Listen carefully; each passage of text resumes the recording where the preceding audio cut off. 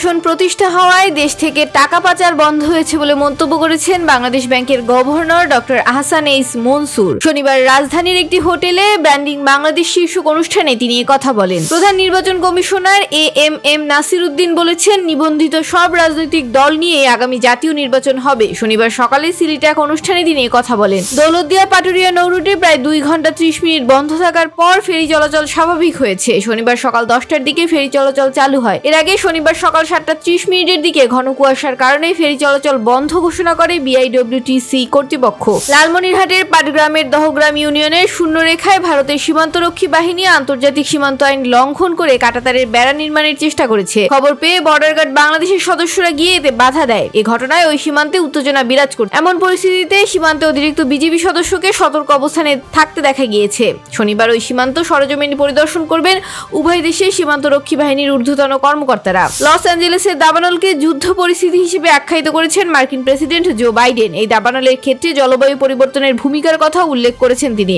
Biden বলেন, আসন্ন প্রেসিডেন্টের টিমের সঙ্গে যোগাযোগ করে প্রত্যেক বিষয়ে আমরা কাজ করছি এবং আশা করছি তারাও একইভাবে কাজ চালিয়ে যাবেন। ক্রিকেট থেকে নিজেকে সরিয়ে নেওয়ার চূড়ান্ত সিদ্ধান্ত নিয়েছে তামিম ইকবাল।